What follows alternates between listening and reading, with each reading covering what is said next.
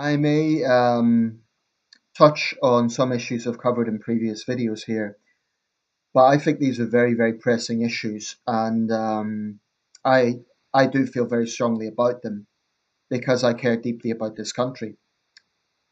I I've watched with increasing concern and quite honestly anger at just how far Jeremy Corbyn's inner circle, and by that I mean the shadow four great officers of state in his shadow cabinet, just how far they will go to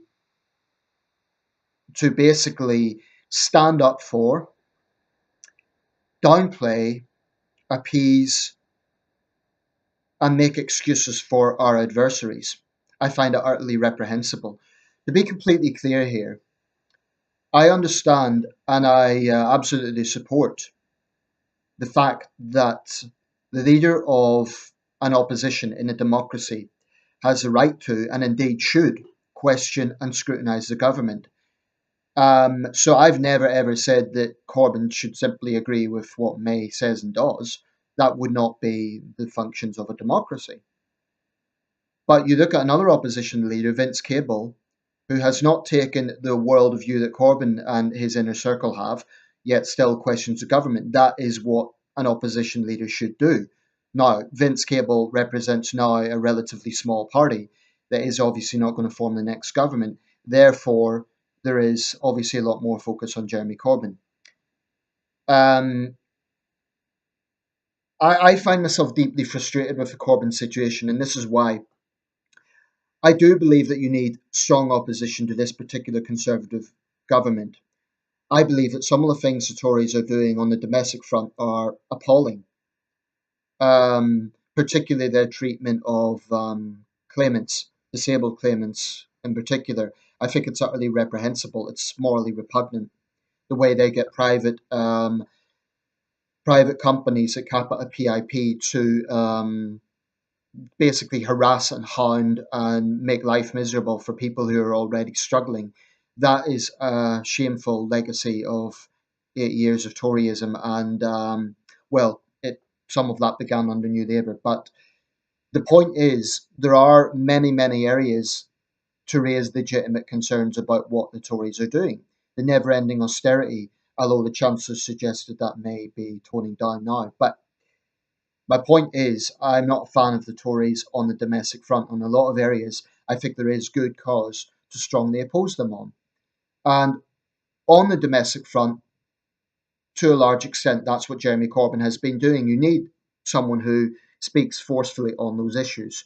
And arguably, Jeremy Corbyn has done that more than previous Labour leaders. So for that, I give him credit. But when you're voting, I don't know if you're like me, but I'm not a single issue voter. I think about everything. And when I think of our position in the world and Jeremy Corbyn's position on ideology and on world affairs, I cannot vote for Labour. I believe this man is dangerous. I really do. I do not think that Jeremy Corbyn can be trusted with national security. And say what you want about Theresa May and her party, but I do believe they are patriotic insofar as they genuinely believe that they're standing up for the interests of this country. The problem with Jeremy Corbyn, he can talk about police cuts, he can talk about nurses' wages. Those are all very important issues. But ultimately, the ultimate responsibility of a prime minister is actually national security above anything else. All those other issues are very important, but ultimately, that is a fundamental question because let's say this country was invaded, which is highly unlikely, but that is the crux of the question. What sort of ideology, what sort of position would a prime minister have? People can say Boris Johnson is a buffoon and he often puts his mouth in it, and he does. But I believe that Boris Johnson, I believe Amber Rudd, I believe Theresa May, I believe in other parties, Vince Cable, even within Labour, Labour centrists like Hilary Benn and Chuka Umunna, I believe all those people are far more likely to stand up for this country than Jeremy Corbyn and his inner circle are. And that is why I cannot bring myself to vote Labour. because I'm not a single issue voter.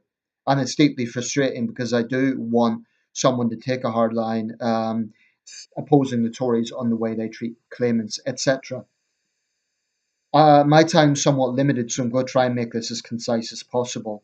Um, when I look at Corbyn's track record, I have not seen a single time that this man has stood up for this country. Not once. Not once. And by standing up for this country, it's I'm not talking about sort of making um, nods to people in the public sector and so on. Anyone can do that, and it's important. I'm talking about the fundamental question of national security. Every single time this country has faced threats from adversaries, what has Corbyn done? He has either appeased the problem, he has made excuses for the adversary, or he has got into generic condemnations that don't get to the heart of the problem. Jeremy Corbyn has never forcefully condemned Islamism specifically as an ideology. Sure, he condemns terrorism, and he makes generic condemnations of all violence. And yet, if we see far right violence, he would be very specific about that. So the man is not consistent. One of the things that his supporters often say is he's a man of integrity.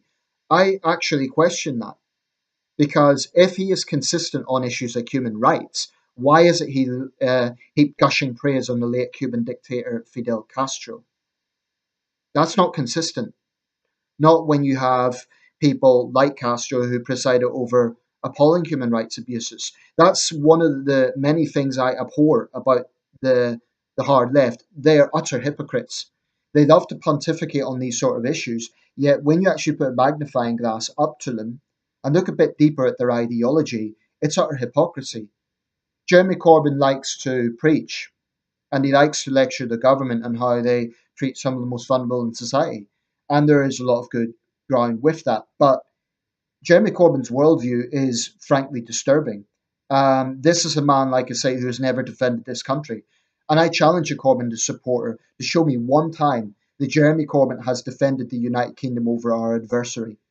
What has he done? He's made grudging nods to, oh, well, it might have been Russia. I am sick and tired of Corbyn and his inner circle being apologists for Russia and Assad, because that is what they have been doing. In a recent edition of Question Time, Emily Thornberry actually said it was red tape that was preventing UN weapons inspectors from getting to the chemical weapon attack site at Duma. Um, she could not bring herself to criticise Russia. None of Corbyn's inner circle will. Corbyn claimed, oh, we have differences with Russia on human rights issues. But what has he done since the Skripal case? He has went out of his way to toe exactly the same narrative you will hear on Russia Today. Exactly the same. There is no difference. And it's fine asking the government questions, but to actually toe the very same language that the Kremlin is using, I find despicable and deeply concerning. Um, But this business with Assad isn't just a conspiracy theory. For years, Jeremy Corbyn chaired the Stop the War coalition. The Stop the War coalition claimed to be pacifists, but they're basically just a front to promote Assad. Recently, there was a lot of attention on a woman who was part of the anti-war protesters, so-called anti-war protesters. I don't believe they're pacifists. I believe they're hypocrites. But anyway, she actually said, he's a doctor for goodness sake. And she went into this long rant. He's a doctor. How can he be killing people? Joseph Mengele. Has she ever heard of Joseph Mengele? There's actually a long track record, with all due respect to doctors and nurses, of people